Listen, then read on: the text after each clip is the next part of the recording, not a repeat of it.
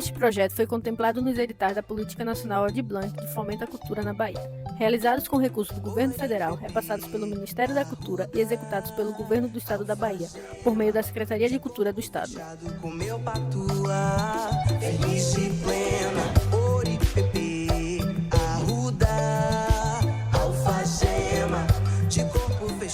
Na Bahia, fé, luta e resistência dançam juntas nas ruas.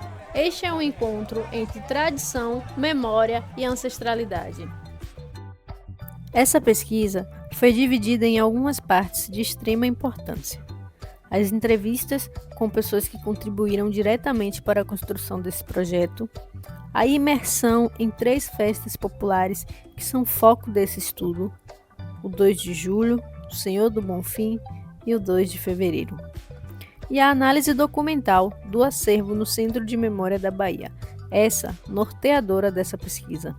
De fundamental relevância para a memória coletiva e os costumes da Bahia e do Brasil, essas expressões não apenas resistem ao tempo, mas também se reinventam, revelando a força de uma herança cultural que sobreviveu ao processo mais cruel da história do Brasil, a escravização, e que continua a estruturar identidades e práticas no presente.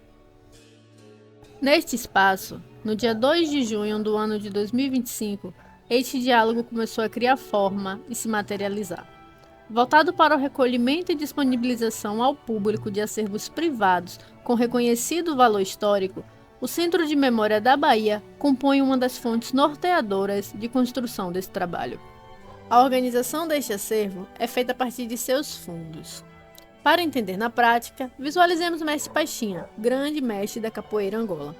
Pense nos documentos, cartas, fotografias, tudo que este mestre produziu ao longo de sua vida, tudo isso organizado em uma sala, higienizada, conforme os procedimentos específicos e disponibilizados ao público em geral e aos pesquisadores, de forma direta, contribuindo para a difusão de um conhecimento histórico e resguardo dessa memória. O Centro de Memória da Bahia nasce em 1986, junto com a Fundação Pedro Calmon.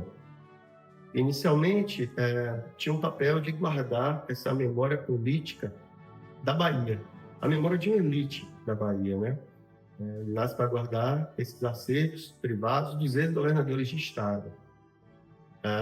Na gestão do ex-governador Jacques Wagner, tendo o professor Biratan Castro de Araújo à frente da Fundação Pedro Calmon, o Centro de Memória da Bahia passa a ter uma atuação mais ampla, se preocupando em contribuir para a preservação de outras narrativas essas historicamente preteridas pelas elites, narrativas que a historiografia também, até a década de 80, não se preocuparam muito. Então a gente começa a atuar, por exemplo, sobre temáticas como a Revolta dos Búzios, Revolta dos Malês. A ampliação da atuação do Centro de Memória da Bahia é extremamente importante, pois essas narrativas preteridas por uma elite dizem respeito a um contexto em que este valioso espaço também se situa. Um contexto fundante e estrutural na história do Brasil que se fez e faz imprescindível contextualizar. O passado colonial, escravocrata e o racismo operante como fator de organização, legitimação e manutenção de desigualdades e opressões, sobretudo na organização da memória e resguardo de acervos específicos sobre qualquer dessas narrativas preteridas por essa elite. Os historiadores, eles pegam uma frase do Walter Benjamin, que é um grande historiador, e fala: nós temos que fazer a leitura da história a contrapelo, né? Então, por exemplo, a colonização e a escravidão, ela tem toda uma normatização jurídica e uma produção documental, tanto por parte do Estado, que a gente poderia chamar de Estado colonial, né? Como parte das instituições, principalmente da Igreja Católica. E toda essa produção, ela tem como objetivo justamente reforçar essa autoridade colonial e práticas sociais que são racistas, que acabam invisibilizando a presença, né, e a contribuição cultural de povos de origem africana. Porém, nos próprios documentos históricos, quando a gente vai analisar e vai interpretar, né, seja em processos em tribunais ou mesmo processos eclesiásticos, documentação da época, você tem a presença desses sujeitos. Apesar dos apagamentos históricos, Os acervos documentais constituem-se fontes privilegiadas para salvaguardar a memória. A importância desses acervos privados de interesse público social é uma questão muito interessante, porque, assim, como a maioria dos nossos acervos são de pessoas com atuação na política, sobretudo os ex-governadores de Estado, então, essa documentação dos ex-governadores eminentemente se refere ao período que eles estavam à frente do governo do Estado, né? Alguns fundos, né, que é como a gente nomeia essa coleção documental de uma personalidade, alguns poucos trazem documentos para além do que se refere exclusivamente ao período de gestão do governo do Estado. Então, essa documentação ela versa sobre os diversos segmentos da sociedade. Ele não fala só sobre política partidária, né? Esses homens, eles estiveram à frente do mais alto cargo do Poder Executivo. E são pessoas responsáveis pelos rumos que a Bahia teve ao longo do período republicano. Então, a gente tem documentos que versam sobre religião, religiosidade, sobre esporte, sobre cultura, sobre lazer, sobre urbanismo. Então, eu entendo, enquanto historiador, eu entendo que é uma fonte obrigatória para toda e qualquer pesquisa. Os documentos encontrados no Centro de Memória da Bahia, em diálogo com os referenciais teóricos e com a memória viva, apontam para um fato determinante no espaço e tempo para a compreensão de como essas três expressões culturais se entrelaçam historicamente, simbolicamente e politicamente. O racismo ele é produto de um sistema colonial. Então, pegar o estado da Bahia, né, a província da Bahia, enfim, para ela poder, quando ela foi colonizada, e isso tem a ver com o processo de ocupação do território, de produção da monocultura de cana, que foi a principal atividade econômica, foi utilizado mão de obra escravizada. E uma das condições da escravização era a desumanização desses indivíduos que eram traficados de África para a Bahia, inicialmente com a ideia de levar a fé aos gentios, já que se tratariam de povos pagãos. Então se negava a humanidade desses sujeitos, desses indivíduos, dessas populações de origem africana, e isso foi a base que justificou a escravização durante séculos aqui na Bahia, né? Como produto disso, você tem um racismo, né? Porque a partir do momento que você estabelece, enquanto um critério de distinção social para definir aqueles que trabalham, aqueles que não trabalham, né? E um trabalho forçado, um trabalho escravizado, você cria, né, por assim dizer, enquanto uma prática social, racismo, que vai estruturando o conjunto das relações. Então o impacto disso tem a ver, sobretudo, com a negação da contribuição da cultura africana na formação social brasileira. Dentro dessa lógica racista, nós temos um processo histórico no qual o mar foi rota de transporte de um comércio cruel e desumano e um dos maiores cemitérios de corpos pretos africanos escravizados. Quando a gente tem uma narrativa de que, para que essas pessoas esquecessem, antes de entrar nos tumbeiros, antes de entrar no navio negreiros, elas eram em alguns momentos submetidas a dar várias voltas, certo?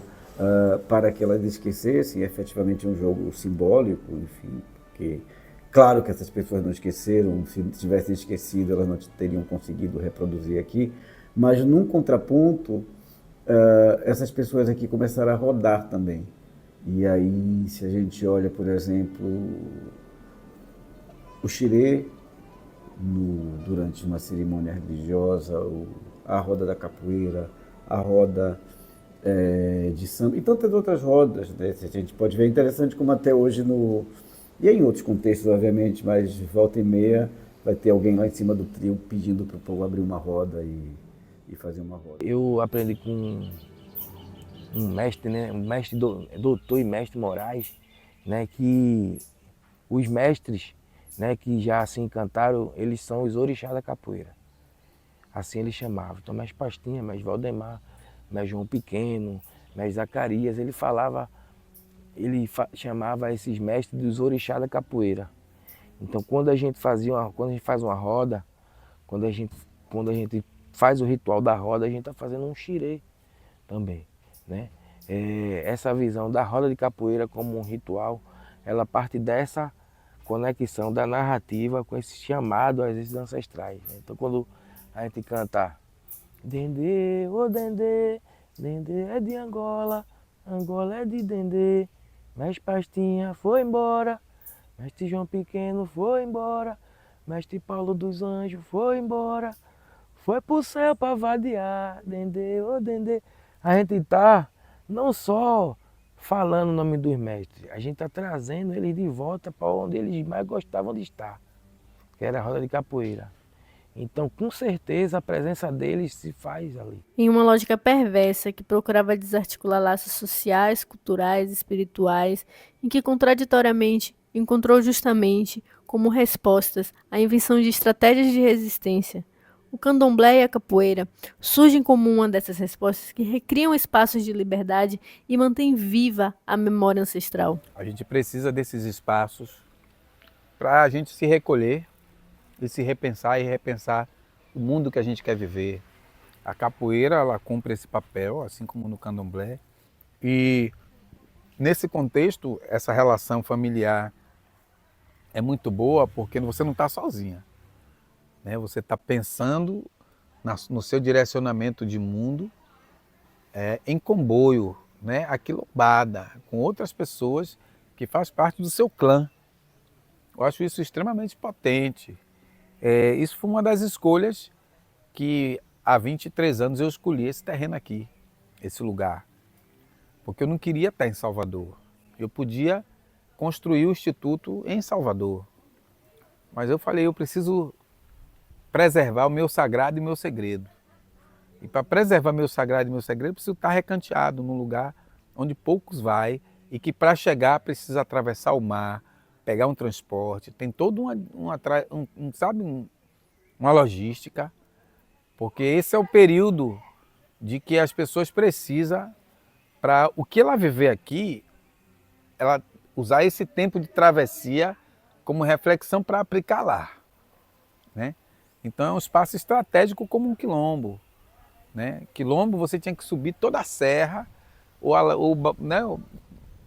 Então isso é muito potente, porque essa relação do subir, ficar, depois do descer, para repensar, você constrói diversas estratégias de sobrevivência e de existência nesse mundo hostil e cruel que a gente vive.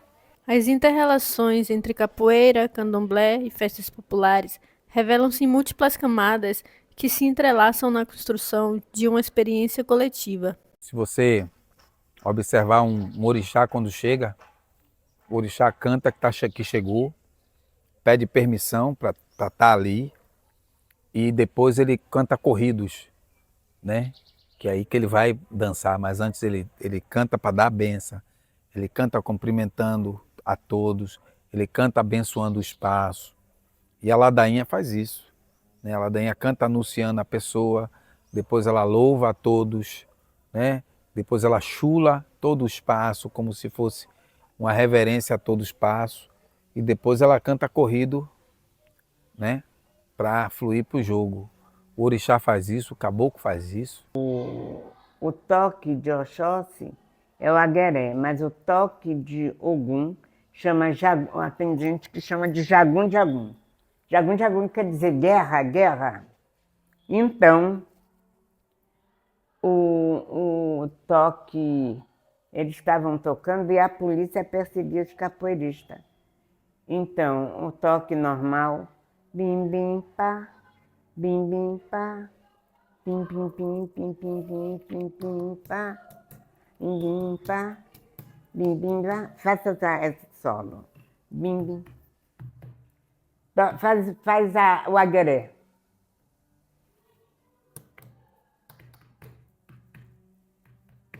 Segura essa frase. Pam pam pam pam pam pam pam pam pam pam pam pam pam pam pam. É o toque da capoeira. Birim pam, pim pim pam, pim pim pim pim pim pim pim pim pam, pim pim pam, pim pim pam, pim pim pim pim pim pim pim pim pam. Toque de Oxóssi. O toque Angola, o toque comum, Toque do berimbau. Isso. O toque do caçador. O toque de Ogum era tocado no momento em que a polícia vinha subindo. Toque cavalaria. Jagum tem umas formas que ele avisava que a polícia ia chegar. Porque quem sabe tocar realmente o berimbau conhece o que eu estou falando.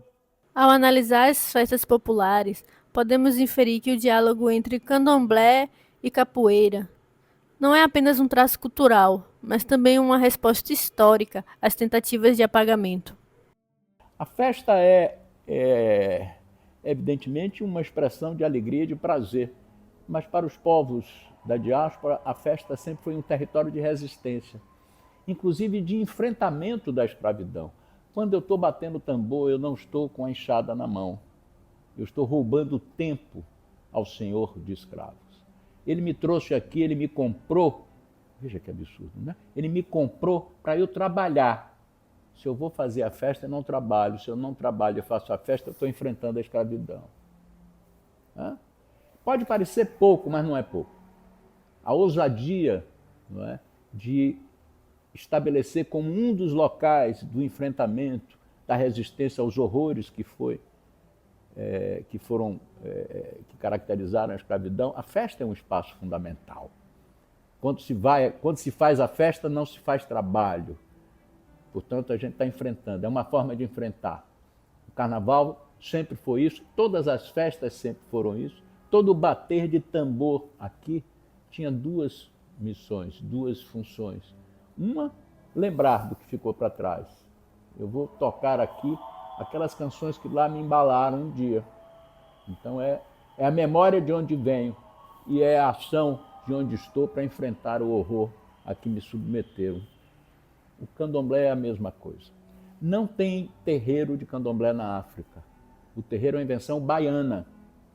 Claro que tem orixás em África, só que lá os orixás eram figuras de determinadas regiões, inclusive que disputavam entre si. A partir do momento que o carnaval e as festas de rua, as festas populares, elas se afirmam, você está subvertendo essa lógica.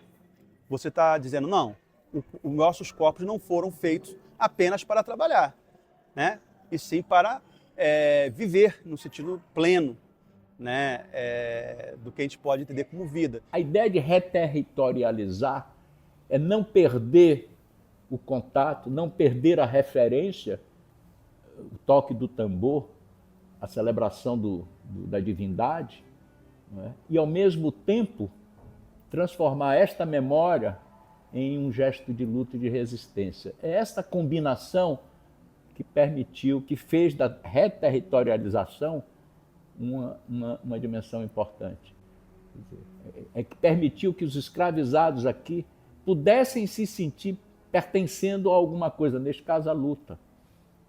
Não fossem completamente exilados da sua vida, porque não é fácil. Como é que faz para lembrar do lugar que deixou, para que aquele lugar continue guardado no seu baú de memórias, mas que não seja só uma memória afetiva, saudosa, seja também uma ferramenta de luta, um instrumento de luta. A festa e o terreiro, que é um lugar de festa, olha que maravilha. Nas práticas de resistência, lutas, dentro de um grande genocídio, os milhares de negros e negras entregues em território brasileiro como meras mercadorias frustraram um pacto colonial de apagamento de toda aquela cultura dita selvagem. No país mais plural e ao mesmo tempo desigual, coberto de contradições, temos as mais lindas expressões afro-brasileiras de arrepiar e causar uma forte comoção. 2 de julho, festa da independência da Bahia, assim como o verdadeiro símbolo, considero eu, da independência do Brasil. Celebra o protagonismo popular na expulsão dos portugueses. Uma festa que há muito perdeu o caráter militar, se consolidando como uma grande festa cívica. Olha só, tem anos que eu vinha e anos que eu deixei de vir. E hoje eu vim fazer parte, né, desse marco 2 de julho, para voltar a sentir aquela energia que eu sentia há anos atrás. Qual a sensação? A sensação única, a sensação de liberdade, sensação livre, sensação de vitória, conquista, uma sensação, vamos dizer assim, um misto de emoções. A Guerra da Independência na Bahia deixou na alma do povo uma poeira de heroísmo que todos os anos a rajada de 2 de julho levanta, despertando asas adormecidas e sombras veneráveis. Olha, uma das coisas que mais me deixou apaixonado por Salvador, quando cheguei aqui em Salvador, foi o 2 de julho. Porque você não tem, fora da Bahia, uma referência de uma festa cívica em comemoração à própria independência, né, que tenha tantas características do povo brasileiro. Você tem uma festa que é popular, uma festa que é negra, uma festa que exalta a figura do caboclo e da cabocla, que são indígenas, né, e ao mesmo tempo que faz referência a 3 mulheres, né, a Maria Quitéria, a Maria Filipa e a Joana Angélica, né, que cada uma, da sua maneira, contribuiu para a luta de independência. Quais são os símbolos nacionais, né, comparativamente? O que a gente tem? Você tem lá o Duque de Caxias, né, Tiradentes, Marechal Deodoro da Fonseca, Dom Pedro I. Olha o contraste, Dom Pedro II, o contraste com que é, digamos, o panteão de heroínas do 2 de julho, aquilo que a gente exalta aqui, né, de heróis do 2 de julho, né? Então é uma festa que consegue fundir o cultural, o histórico e o político. O 2 de julho é o 2 de julho e não tem outro igual. Eu já vivi essa experiência e posso afirmar o quanto é emocionante. Na mesma medida, os documentos encontrados no Centro de Memória da Bahia demonstram a importância histórica, sobretudo simbólica, desta data para nosso país e nos levam a refletir também no caráter de verdadeira independência do Brasil. Uma verdadeira independência conquistada com muito sangue, e com muito sangue, sobretudo, do povo preto. É uma festa que vem revelando símbolos identitários da nação. A figura do caboclo e da cabocla são fortes símbolos dos povos originários, mas também a mistura afro-indígena. O 2 de julho é um dia potente, em que muitas casas de candomblé e candomblés de caboclo cultuam neste dia essa energia do caboclo. É muito bacana você ver, por exemplo, pessoas que decoram as suas casas, né, durante o cortejo ali do 2 de julho, né, algumas que se fantasiam, né, de Joana Angélica ou de Maria Quitéria, Maria Filipa faz referência, né, às heroínas do 2 de julho.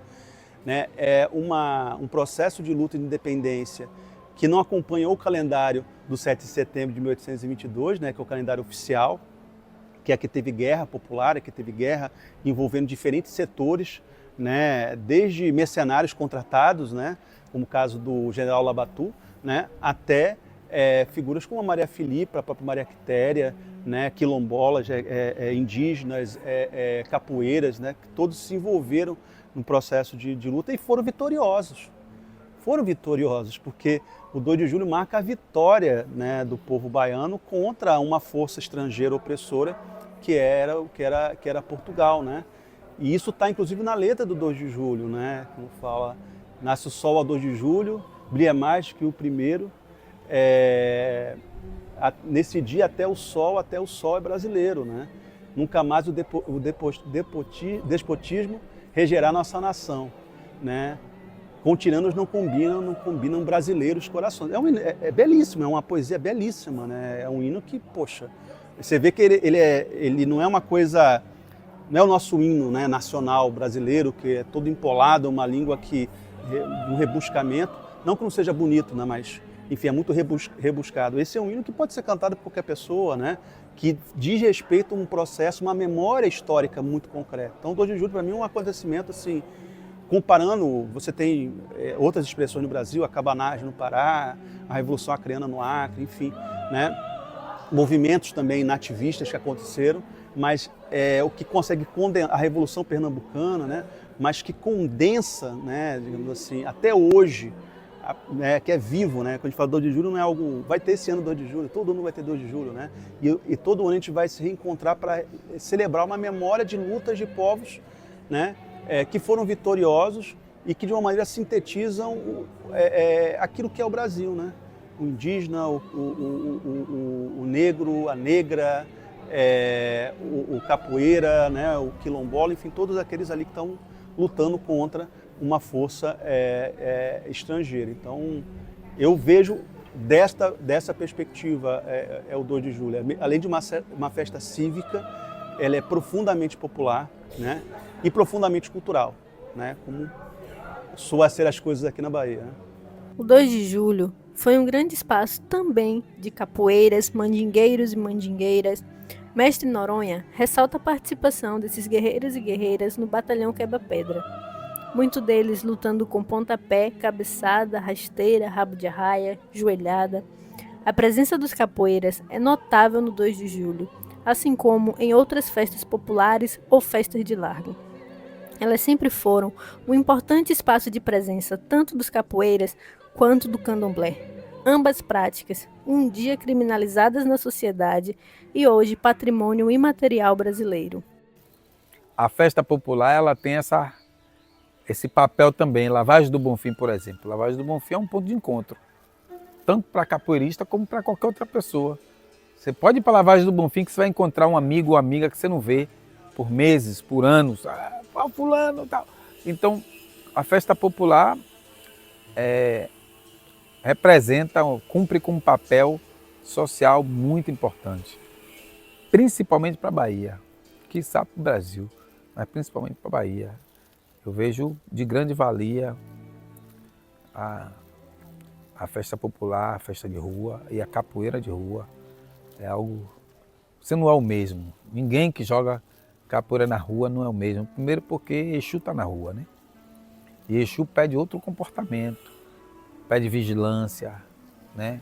Pede maturidade, né? Pede manha, malandragem, né?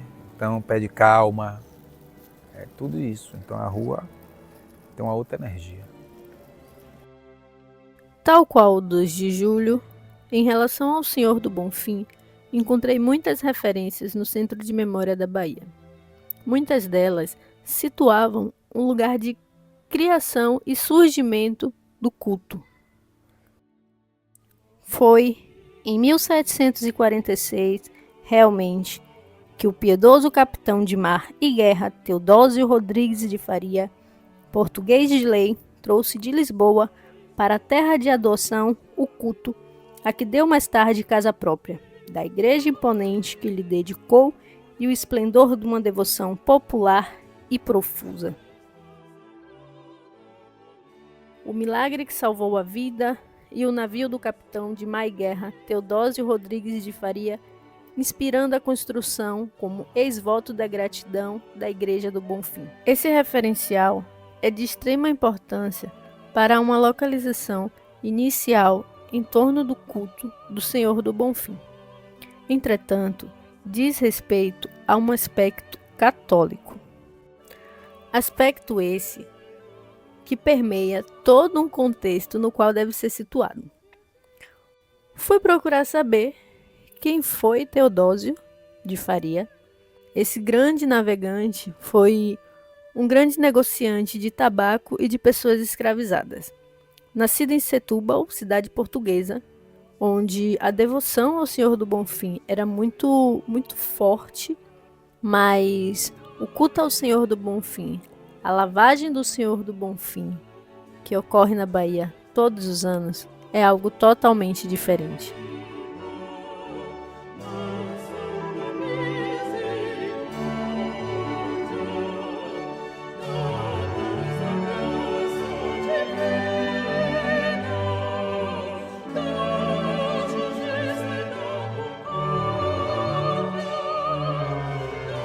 Muita gente vai para o Senhor do Bonfim, não sabe a história do Senhor do Bonfim, não conhece, né, como se deu aquilo. Parece que um dia, magicamente, surgiu a festa do Senhor do Bonfim, mas a festa, tal como a gente conhece hoje, é resultado de luta, né, de um conflito com a Igreja Católica, de disputa. Não foi uma coisa dada, foi algo conquistado. Isso vale para outras festas populares da cidade de Salvador. Então, estudar essas manifestações culturais, eu acho que é uma tarefa, né, até para a gente ter mais consciência do que nós somos efetivamente, da origem da das nossas matrizes culturais, né? Em especial a matriz cultural africana, né? E que tipo de filosofias e pensamentos também estão embutidos nisso, né? Porque compartilhar o alimento tem uma lógica, né? É a ideia da colheita, né? Do partilhar o que se produziu junto, de comer junto, que é completamente antagônico com essa visão capitalista, né? De concorrência, de um disputando com o outro, de salve-se quem puder, que é o que está presente hoje, né? Essa lógica neoliberal que está estabelecida. Se não fosse justamente a gente pensar o coletivo, talvez enquanto povo a gente não tivesse resistido, né? Se não tivesse segurado a onda do que foi essa pressão, o racismo, né? Mas moro aqui há 45 anos, já sou uma baiana de coração. Quanto à festa do Bonfim, já são várias e várias vezes que eu venho e subo até a colina. Hoje não dá. Mas é uma festa de fé e tradição. Eu adoro os festejos baianos. Bonfim, Iemanjá, tudo que tem aqui. Até nos interiores eu vou, para a lavagem do interior também. Eu gosto dessa folia boa, baiana, que é muito feliz e alegre. Segundo o historiador Jaime Sodré, inicialmente existia uma prática de preparar a igreja internamente, fazendo uma lavagem. Quem fazia essa lavagem eram pessoas escravizadas. E o que sempre ocorria era a possibilidade dessas pessoas expressarem seus elementos de africanidade. A partir daí, a igreja proíbe a lavagem interna, alegando que essas pessoas não se comportavam direito. Eu frequento muitas festas populares, né? E tem uma referência muito forte na minha capoeira, porque foi na lavagem do Bonfim que eu me tornei contramestre capoeira, né? E não foi num espaço fechado, numa festa de capoeira, foi na lavagem do Bonfim. Enquanto tiver ponto e coragem, estou sempre aqui. Enquanto tiver vida, saúde, coragem, estou aqui. Para mim, o meu ponto representa tudo na minha vida. Eu não aguento ficar em casa parado, na agonia, quando ficar em casa parado, é onde a gente aqui. Um rico documento encontrado no Centro de Memória da Bahia situa esse momento. As tradicionais festas do Bonfim na Bahia começam com a lavagem simbólica do templo. Em um velho costume, popular com o pitoresco e o abuso com a alegria, o excesso próprios de tais arraiais, sem contrariar o profano, mas defendendo o sagrado, o senhor arcebispo Primas expedia em tempo uma portaria enérgica, proibia a lavagem desordenada do interior da igreja, para que fosse reservada às pessoas notoriamente devotas, e as demais deixava livre o átrio, ou seja, a parte externa do grande santuário. A lavagem externa ganha uma dimensão tão grande que eu concordo com as palavras do historiador Jaime Sodré. Representa quase que a festa do Senhor do Bonfim, propriamente. Representa tudo. O Senhor do Bonfim vai pedir tudo que é bom, fazer minha promessa, entendeu? O Senhor do Bonfim é tudo de bom, é tudo de bom. Desde mais de 40 anos que eu venho para a festa do Bonfim, todo ano eu participo. É uma das melhores festas da Bahia. É a festa do Senhor do Bonfim, mas é a festa para Oxalá, né? Tá todo mundo de branco, tá? Eu falei assim, poxa, mas que inteligência foi essa que conseguiu ludibriar a Igreja Católica, né? E convencer os católicos de que se trata do Senhor do Bonfim efetivamente, quando as pessoas vão para a rua estão ali exaltando, né, a figura de Oxalá. Mesma coisa Santa Bárbara, sabe?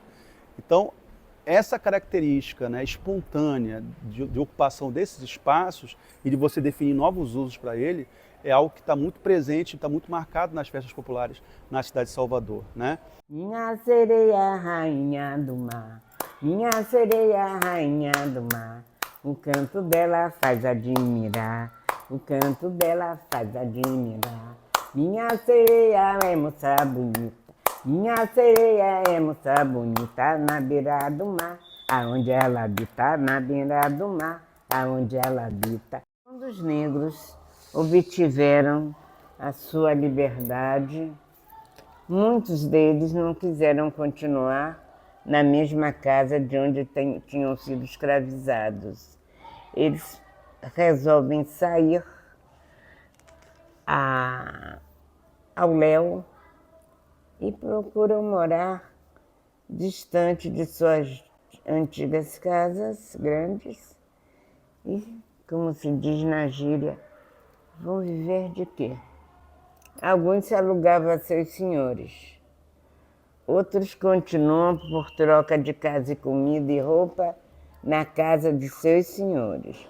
E outros resolviam se emancipar de alguma forma. E a melhor forma e maior de emancipação dos negros foi se jogarem ao mar e se tornarem pescadores. Eles tiram para a sua vivência as coisas que o mar dá, todos os frutos, toda a riqueza que o mar tem. Daí, essa grande, aqui na Bahia, essa grande quantidade de pessoas a cultuar Iemanjá. Começa pelos próprios pescadores, que quando puxa a rede, os mais lindos devolvem para o mar. E tem a sua sustentação, que são os peixes. A festa de Iemanjá é uma festa do pescador, né? Sem o pescador ela não acontece. É muito trabalho mesmo. Não consegue, a gente não tem vida. Esse mês aí de primeiro dia, a gente faz a festa de Iemanjá, começa a organizar a partir do dia 1º de janeiro, né? A gente dá então, esse mês de janeiro é muito corrido pra gente. E nosso descanso aqui só é dia 4 de fevereiro, é que a gente dá uma descansada, que até o dia 3 a gente está trabalhando. Contam que estava uma grande fome na beira dos pescadores, porque eles não tinham o que vender, nem praticamente o que comer. Claro que tinha carne, mas a pessoa se dedicava mais ao peixe, que era de fácil aquisição. Então diz que de repente, ninguém sabe por quê, os peixes fugiram todos. Então sumiu daquela área onde tem a igreja de Santana e onde tem o mar propriamente dito. Aí disse que apareceu uma mulher, todos os dias eles iam e não trazia peixe nenhum, quando aparece uma mulher com uma jovenzinha naquela pedra que fica abaixo de onde tem a casa de Iemanjá. Não tem uma grande pedra que entra no mar? Naquela área ali, aqui está o Rio Vermelho, aqui está o Largo de Santana, aqui está o Rio Vermelho, aqui tem uma pedra que entra no mar, aqui está a praia, e lá está o mar e aqui está aquela pedra. Naquela enseada onde tem a casa de Iemanjá, a parte de cima diz que apareceu uma mulher com uma menina e a menina fez isso. Ela aponta para um local com o dedo. Eles vão e veem onde a menina está apontando e diz, vamos levar as redes para aquele lugar. E quando eles vão olhar assim, procurar a mulher, não tinha mulher nenhuma. Porém, eles foram com as redes e os barcos e arrodearam aquele lugar. E realmente tinha um criatório de peixes ali. Mas a igreja de Santana já existia. Por isso a gente fala que ali chama Largo de Santana. Mas Iemanjá, a sereia, teria sido aquela criança. Aí, mais tarde, ele constrói aquela igreja que vocês veem na pedra e fecha pequenininha. Mas a devoção, a senhora começa na igreja pequena. Só para você ter ideia, no dia 1º e dia 2 aqui é mais de 100 pescadores trabalhando. E para a gente dar comida, para trabalhar, é com esse dinheiro que a prefeitura até ajuda a gente, o governo do estado, a gente é perto daqui, é perto dali, consegue fazer a festa. Mas na verdade quem faz a festa é o povo, né? A gente só organiza. Ô Janaína, vem ver, ô Janaína, vem cá, receber suas flores, que eu tenho pra lhe ofertar. Ô Janaína, vem ver, ô Janaína, vem cá, receber os presentes, que eu tenho pra lhe ofertar. Todo ano eu estou aqui. A devoção começou de minha mãe, que começou a vir. E aí comecei a acompanhar ela e já tenho 9 anos nessa carreira, vindo para saudar Iemanjá. Ienana, Ienabu, Aenana, Iemanjá, Enana,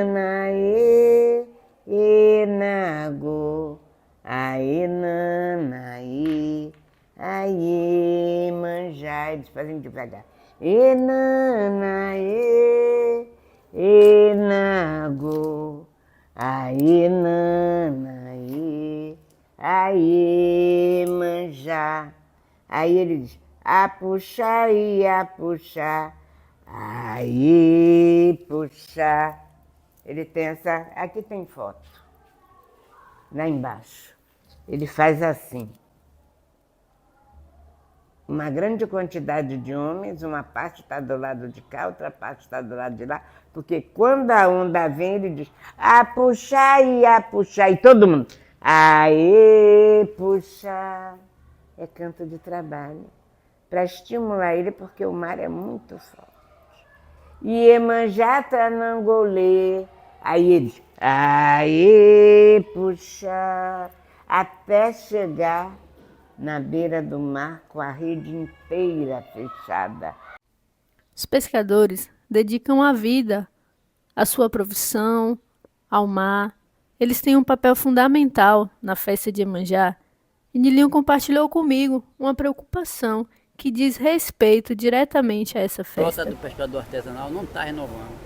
Antigamente os meninos vinham para a beira da praia, como eu aprendi quando era menino, vinha muitos meninos e aprendia a profissão.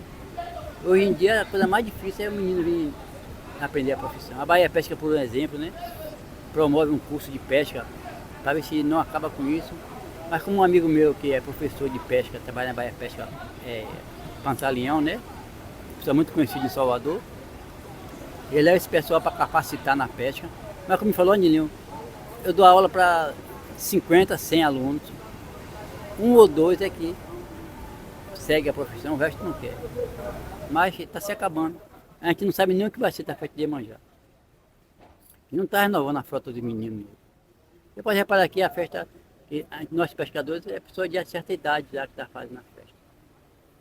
Vem muito mais novos para trabalhar um dia só ou dois, mas depois não vem mais.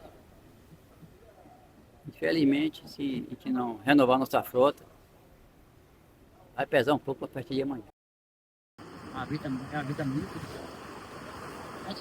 A gente passa praticamente a metade da vida no mar, né? Aí, às vezes dorme fora de casa, vai pescar, não sabe se vai voltar, né? Então, muitos não voltaram mais, né? Muitos já desapareceram, até hoje não sabem onde está. Mas hoje em dia a gente se previne mais. Dizem que eles tinham mania quando ia para o alto mar, que estava chegando, diz que o pessoal da praia gritava, João veio do mar Iemanjá, vem do mar, fulano veio do mar Iemanjá, vem do mar. Aí eles vão chamando o nome dos pescadores e tudo isso faz parte do ritual de pesca, de culto, de respeito a Iemanjá. Das 3 festas que mergulhei ao longo dessa produção, a festa de Iemanjá foi a festa que eu mais consegui observar a presença da capoeira, sobretudo da capoeira Angola. A capoeira aqui, todo ano tem, né? Não falta. Desde que eu me tento por gente, sempre vi a capoeira aqui. E embeleza até a festa, né? Você tem uma tradição nossa aqui mesmo da Bahia. Fica a festa mais bonita ainda. E, além da capoeira, ainda tem a roda de samba também, né? São várias rodas de samba aqui. Outra coisa também que embeleza a nossa festa. Por exemplo, 2 de fevereiro eu estou indo para a roda do Saputi, no Rio Vermelho, né? Que é uma roda que acontece tradicionalmente 2 de fevereiro. E aí eu vou, porque é uma roda que todo mundo fica esperando ela chegar, no 2 de fevereiro. E é um encontro de todo mundo. Eu vou ver muita gente que o ano todo passa e eu não vejo. Nem que seja por alguns minutos ali eu vou encontrar algumas pessoas. Meu nome é Saputi. Eu sou... hoje já posso dizer que sou mestre de capoeira Angola. A gente faz esse movimento aqui já tem 16 anos. A capoeira Angola, ela sempre fez parte, no século passado todo, era presente nas festas populares da Bahia. E isso foi sumindo com o tempo, foi sumindo. Fred Abreu, que foi um grande pesquisador da capoeira, ele participou de um projeto de Minha esposa fazia parte da Cabum, a escola de arte e tecnologia, trabalhava com jovens do subúrbio e o projeto foi Festas Populares. Fred foi o consultor, então deu toda, né, e isso eles visitaram todas as festas populares de Salvador, esse projeto. Quando terminou, meu sogro, que é Fred Abreu, ele falou: rapaz, vocês precisam retomar a tradição da capoeira Angola nas festas populares, não existe. Essa festa aqui existiam várias rodas de capoeira regional. Eu peguei, muito tempo atrás, roda de capoeira Angola aqui, lá na frente o mestre No, já velhinho, ele tinha uma roda ali, sumiu. Fred falou isso, a gente começou a fazer a roda, isso tem 16 anos. Faz a roda na festa de Iemanjá, aí já a relação, que a gente já tem a obrigação de Iemanjá, comemoro o aniversário de casamento com minha companheira, nesse dia, tem toda uma relação. E a gente vem fazendo. E é isso, roda de rua. Pouco existe hoje em Salvador, na Bahia, né? Roda de rua. E festa de largo. Eu tenho que estar mantendo o equilíbrio, em harmonia para não.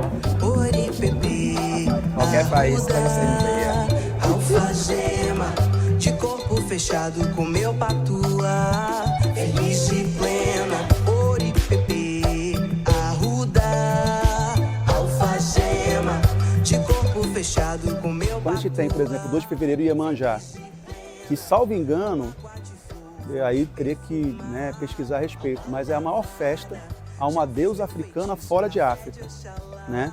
Não é a festa de Santa Bárbara, tá? Tem uma santa católica e Oiá, né?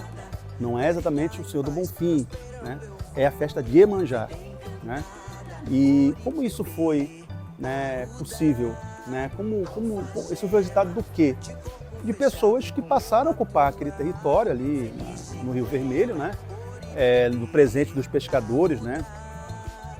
Para Iemanjá, e passaram a redefinir outra relação com aquele espaço, com aquela festa. Então é uma nova espacialidade construída a partir desses sujeitos e das suas contribuições culturais. No Centro de Memória da Bahia, esse diálogo começou a criar forma. Inicialmente, me deparei com um grande desafio: a dificuldade em encontrar documentos diretos sobre o candomblé, a capoeira e, em algum nível, as festas populares. De um início desafiador a um ponto extremamente importante. Fui direcionada a refletir sobre o resguardo da memória do povo preto. Existe um processo de apagamento ligado ao passado escravocrata e há um projeto de dominação de corpos que tentou fazer com que toda essa memória fosse esquecida, apagada, mas ela é viva. Mesmo com os apagamentos, documentos históricos demonstram, e sobretudo a oralidade do nosso povo, fator maior que possibilita o resgate de nossa memória. Compartilhar esse trabalho com vocês vem da minha responsabilidade enquanto pessoa atravessada por todos esses processos, que sabe da importância da reprodução do conhecimento e de refletirmos criticamente sobre isso, sobretudo o racismo ainda presente na sociedade. Materializar essas conversas é um espaço de educação, é uma forma de colocar tudo que você perguntou em um espaço onde os jovens acessam e que aí eles vão refletir o papel deles sobre tudo que nós falamos. Eu não sou um idoso da capoeira, mas já tenho uma estrada. Eu acho que é importante os jovens me ouvir de uma forma muito tranquila, muito branda. E eu espero que isso reverbere resultados, né, no processo da caminhada da capoeira, do candomblé, e de quem ouvir, de quem assistir. A lógica racista e perversa que transformou corpos pretos, indígenas, diaspóricos em meras mercadorias se reorganizou. Desde o 14 de maio, o negro liberto continuou vivendo diversas prisões. Trabalhar, trabalhar, trabalhar e trabalhar, muitas vezes em condições mínimas e desumanas, é uma realidade. Essa lógica ainda é muito presente na sociedade brasileira. Infelizmente, ainda hoje, terreiros de candomblé estão sendo violados. para que espaços de organização feito por e para corpos pretos periféricos exista, é com muita luta. Para que eles continuem existindo, é com muita resistência. É que fazia. Aprendi na matamba, jogar capoeira e viver candomblé. Ser original, tocar birimbau e dançar afoxé. Aprendi na matamba, jogar capoeira e viver candomblé. Ser original, tocar birimbau e dançar afoxé. Meu corpo não nasceu para senzalar. Sou filho dela, Fim, Oió, Xangô. A minha liberdade é meu axé de falar. Caô, cabecilé, caô, caô, caô, cabecilé, caô. É importante que a gente ocupe as ruas, que estejamos em espaços de festas populares e celebrar entre os nossos, as nossas, nos abraçarmos, estarmos felizes, estarmos em festa, o corpo plenamente em festa. Nossos corpos não foram feitos só para o trabalho. É importante ocupar espaços, estarmos articulados em comboio, se fortalecer.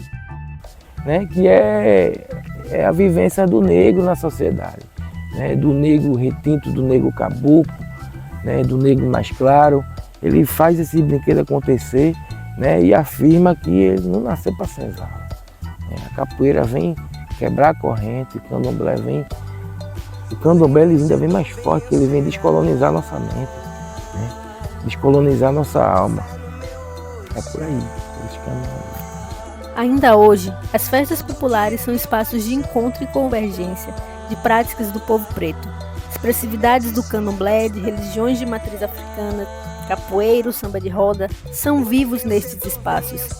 A cada ano, cada festa popular terá sua particularidade, influenciada por processos políticos, sociais, a reflexão crítica sobre a permanência, continuidades e descontinuidades de nossas expressões nas festas populares se faz importante, pois o pacto de dominação dos corpos pretos se reorganiza a cada dia. E pensar como a gente se organiza para subverter, resistir a esses processos, se faz de extrema importância. A construção desse produto final, a energia empregada nele, a união coletiva para essa entrega é subverter. É importante acessarmos espaços culturais, projetos culturais, espaços que por muito tempo nos foi negado.